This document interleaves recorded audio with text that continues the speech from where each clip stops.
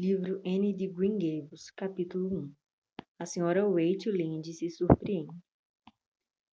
A senhora Rachel Lynde morava exatamente no ponto em que a estrada principal de Avonlea descia rumo a um pequeno vale, rodeado por pétalas e brincos de princesas, e atravessando por um riacho cuja nascente ficava lá atrás, em um bosque, na propriedade do Sr. Cuthbert. Esse riacho era um curso de água veloz e intricado em seu percurso pelo bosque, com cascatas e poços secretos e sombrios. Entretanto, quando se aproximava do vale da família Lynde, o riacho ficava tranquilo e bem comportado, pois nem mesmo um mero curso de água poderia passar diante da porta da senhora Rachel Lynde sem o devido respeito ao seu decoro e à decência. E é bastante provável que o riacho estivesse ciente de que a senhora Rachel estaria sentada perto da janela, mantendo os olhos bem atentos a tudo e a todos que passassem por ali, fosse riachos, crianças ou qualquer outra coisa, e que, caso ela percebesse algo estranho ou fora do lugar habitual, nunca descansaria enquanto não descobrisse tudo a respeito. Havia muita gente no pequeno povoado de Avonlea e fora dele que gostava de bisbilhotar a vida dos vizinhos, mesmo que para isso fosse preciso negligenciar os próprios assuntos. Mas a senhora Rachel era uma daquelas criaturas capazes de cuidar de seus afazeres e ainda tomar conta da vida das outras pessoas. Ela era uma excelente dona de casa, sempre cumpria suas obrigações e fazia isso muito bem. Administrava o grupo de costura, ajudava na gerência da escola dominical e era quem dava o mais valioso suporte para a sociedade de ajuda humanitária da igreja e ao Instituto para Missões Estrangeiras. No entanto, com todas essas ocupações, a senhora Rachel ainda tinha tempo mais do que o suficiente para permanecer durante horas sentada perto da janela de sua cozinha, tricotando colchas. Já tinha feito 16 delas, como as donas de casa de Avonlea costumavam contar, sempre com muita admiração, e mantendo os olhos sempre bem atentos à estrada principal, que atravessava o vale e subia sinuosamente a colina íngreme e avermelhada mais adiante. Como Avonlea ocupava uma pequena península triangular do Golfo de St. Lawrence, com água dos dois lados, qualquer pessoa que entrasse ou saísse do povoado teria de passar por aquela estrada e, portanto, submeter-se ao julgamento severo e invisível de olhos que tudo viam. E era assim que a senhora Rachel se encontrava certa tarde, no início do mês de junho. Os raios quentes e brilhantes do sol entravam pela janela.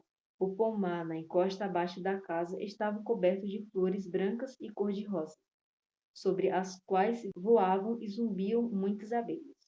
Thomas Lynde, um homem pequeno e dócil, a quem o povo de Avonlea se referia como o marido de Rachel Lynde, estava plantando, na encosta da colina, no terreno atrás do celeiro, suas últimas sementes de nata. E era quase certo que Matthew Cuthbert também estivesse semeando as dele no grande campo avermelhado ao lado do riacho, bem mais à frente, na propriedade chamada Green Gables. A senhora Rachel sabia disso porque tinha escutado, no fim da tarde do dia anterior, na loja de William Bligh, em Carmody, Matthew dizer a Peter Marrison que plantaria suas sementes de nabo naquele horário. Obviamente, Peter havia perguntado isso a ele, pois nunca se soube nenhuma ocasião em que Matthew Campbell tivesse oferecido por sua própria iniciativa alguma informação sobre qualquer coisa relativa à sua vida. No entanto, contrariando a previsão da senhora Rachel, lá estava Matthew Cuthbert, às 3:30 da tarde de um dia de trabalho, atravessando o vale e subindo tranquilamente a colina do outro lado. E ainda mais surpreendente, usando uma camisa de colarinho branco e seu melhor terno, o que era uma prova incontestável de que ele sairia de Avonlea. Além disso, viajava em sua carrete puxada pela égua alazã, o que significava que percorreria uma distância considerável. Ora, aonde Matthew Cuthbert estava indo e por que se dirigia para tal lugar?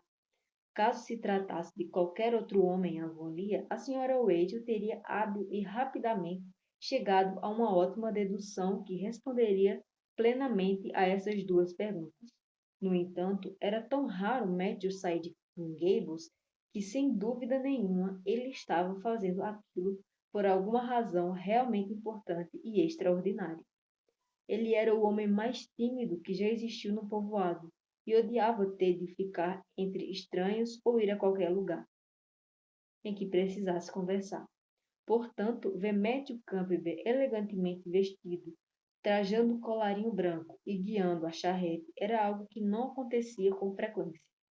E, por mais que a senhora Wade se esforçasse, ela não conseguia chegar a nenhuma conclusão sobre aquilo, o que acabou por estragar sua diversão naquela tarde.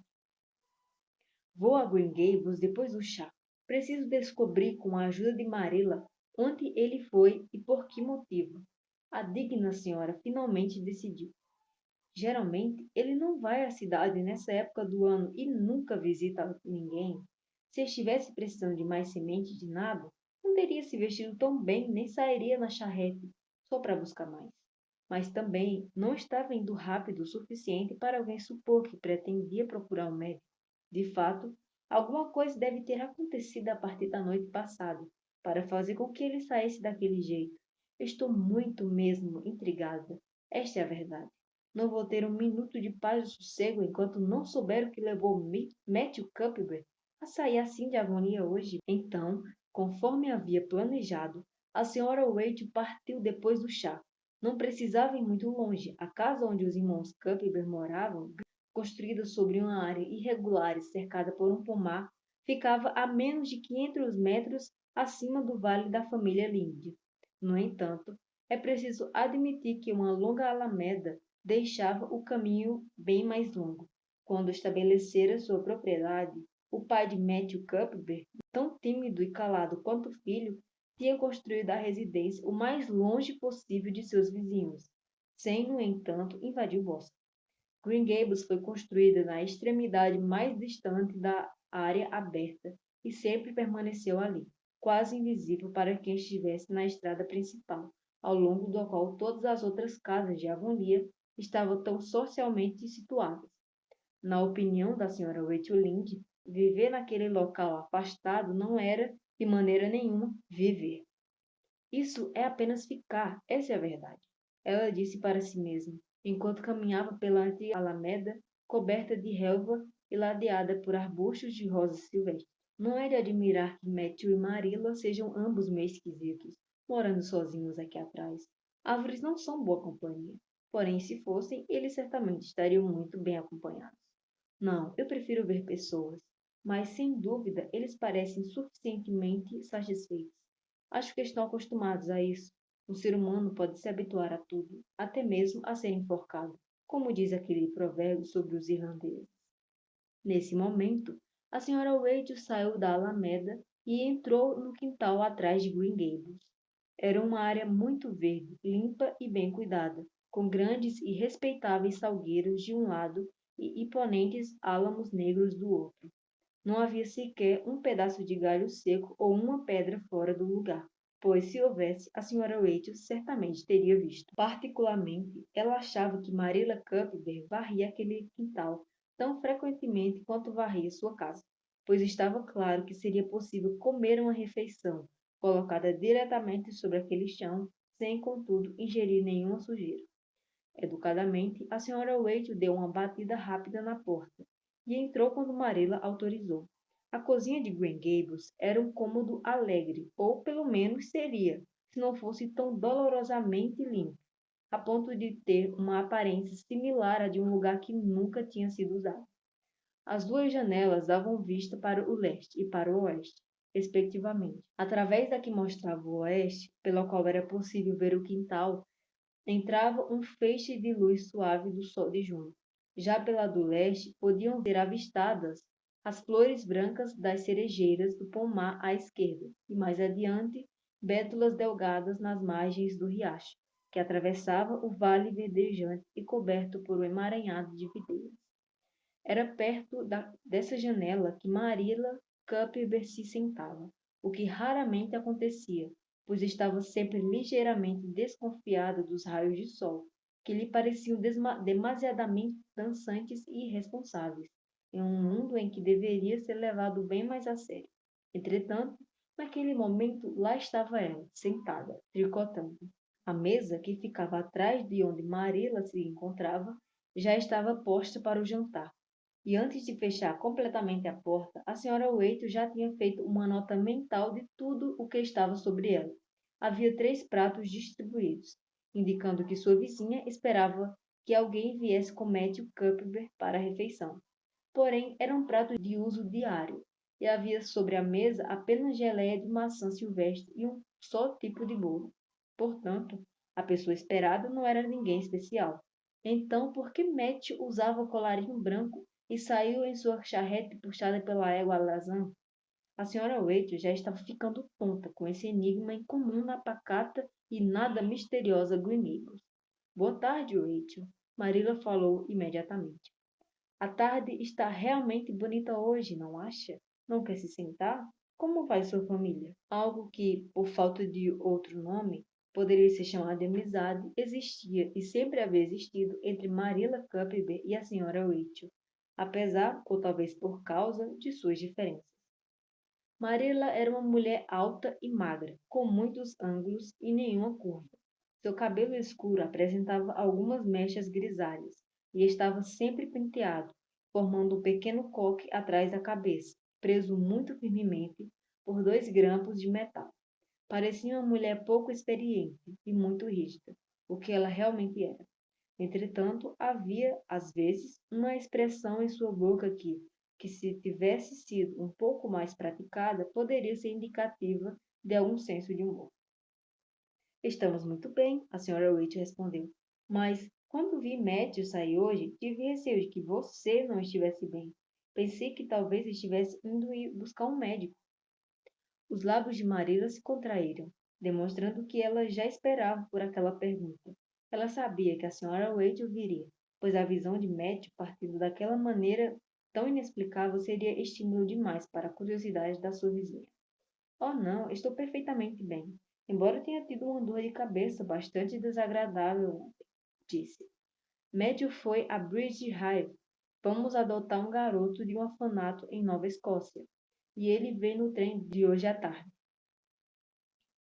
Se Marilla tivesse falado que Matthew tinha ido a Bridge Hive se encontrar com um canguru australiano, a senhora Waite não teria ficado tão perplexa. Na verdade, a mulher ficou paralisada por uns 5 minutos.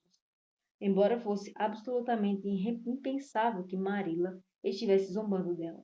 A senhora Waite foi quase forçada a supor isso. Está falando sério, Marilla?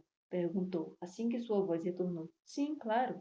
Marilla respondeu naturalmente, como se adotar garotos de um orfanato em Nova Escócia fizesse parte de sua rotina normal, de primavera em qualquer fazenda bem administrada de Avonlea, e não uma inovação da qual nunca se tinha ouvido falar. A senhora Waite sentiu que havia recebido um severo golpe mental. Os seus pensamentos eram só exclamações. Um garoto? De um orfanato? Ora, com certeza o mundo está virado de cabeça para baixo. Depois disso, nada mais me surpreenderia. Nada. Afinal de contas, como foi que essa ideia veio parar na sua cabeça, Marilla? Ela perguntou, com tom de completa reprovação. Afinal, aquela decisão havia sido tomada sem sua opinião fosse consultada, e por isso era digna de reprovação. Bem, já havíamos pensado nisso há algum tempo, melhor dizendo, durante todo o inverno, Marilla explicou. A senhora Alexandre Spence esteve aqui um dia antes do Natal e nos contou que, na primavera, ia trazer uma garotinha do orfanato de Hopton. A prima dela mora lá e a senhora Spence visitou esse orfanato. Ela sabe tudo sobre ele. Desde então, Matthew e eu começamos a falar sobre isso, de tempos em tempos. Pensamos em buscar um garoto. Matthew está envelhecendo, sabe como é? Já tem 60 anos. Não é mais tão ágil como era antes. E, além do mais, está com problemas sérios no coração. Você sabe como é desesperadamente difícil contratar trabalhadores para nos ajudar. Nunca se acha ninguém, a não ser aqueles adolescentes franceses estúpidos. E assim que você consegue ensiná-los a fazer as coisas do jeito apropriado, vão embora para trabalhar nas fábricas de carne de lagosta enlatada ou se mudam para os Estados Unidos. No início, Matthew sugeriu que trouxéssemos um rapaz da Inglaterra, mas eu disse não, categoricamente. Eles podem ser bons, Não estou dizendo que não são, mas não quero meninos da rua londrinos. Falei com ele. Ao menos que seja um garoto nascido aqui. De qualquer modo, vamos correr um risco, mas vou me sentir mentalmente melhor e dormir melhor à noite se tivermos conosco um rapazinho canadense. Por fim, decidimos pedir à senhora Spence que escolhesse um para nós quando ela fosse buscar sua menina. E na semana passada, quando soubemos que ela estava indo, lhe enviamos uma mensagem pelos parentes de Richard Spence que viviam em Carmody, no qual pedimos que nos mandasse um garoto apropriado e esperto, de 10 ou 11 anos. Decidimos que essa seria a melhor idade, suficientemente crescido para ser logo útil no cumprimento das tarefas e, ao mesmo tempo, suficientemente jovem para ser treinado adequadamente. Pretendemos lhe oferecer um lar e uma boa educação. Então, hoje, o carteiro trouxe da estação ferroviária um telegrama da senhora Alexandre Spence, dizendo que eles viriam no trem das 5h30. Por isso, Matthew foi a Bridge Heath para buscar o garoto. Depois de deixá-lo lá, a senhora Spence vai seguir com a menina para a estação de Whitsands. Como a senhora Waite tinha orgulho de sempre dizer francamente o que pensava, foi o que ela fez naquele momento, após haver definido mentalmente que seria sua reação diante daquela notícia surpreendente. Escute, Marilla, vou lhe dizer sinceramente que acho isso uma grande besteira. É uma atitude arriscada, essa é a verdade. Você não sabe o que está fazendo. Está trazendo uma criança desconhecida para dentro de sua casa, de seu lar. Não sabe nada sobre esse garoto, nem sobre seu temperamento, muito menos de que tipo de pais ele teve, ou em que espécie de pessoa ele pode se transformar. Ora, ainda na semana passada li no jornal que um homem e sua esposa, moradores do oeste da ilha, levaram para seu lar um menino de orfanato, e durante a noite o garoto pôs fogo na casa e fez isso de propósito, Marilla. Quase transformou o casal em carvão, em sua própria cama. E sei também de outro caso em que um menino adotado costumava chupar todos os ovos da casa, e ninguém nunca conseguiu lhe tirar esse hábito. Se você tivesse me pedido conselho, o que você não fez, Marilla, eu teria lhe dito para, por tudo o que há de mais sagrado, nem pensar em fazer uma coisa dessas, essa é a verdade. Contudo, tais comentários reconfortantes pareceram não ofender nem alarmar Marilla, que continuou a tricotar tranquilamente. Não nego que o que está dizendo tem algum fundamento, Rachel. Eu mesmo tive algumas inquietações a esse respeito, mas Matthew estava totalmente decidido. Vi isso claramente e, portanto, resolvi ceder. É tão raro Matthew cismar com alguma coisa que, quando isso acontece, sempre acho que tenho a obrigação de concordar com ele. Quanto aos riscos, eles existem em praticamente qualquer coisa que seja feita neste mundo. Se pensarmos bem, há risco até em se ter filhos próprios. Nem sempre eles se tornam boas pessoas. Além disso, Nova Escócia é muito perto de nossa ilha. Não é como se estivéssemos trazendo o garoto da Inglaterra ou dos Estados Unidos.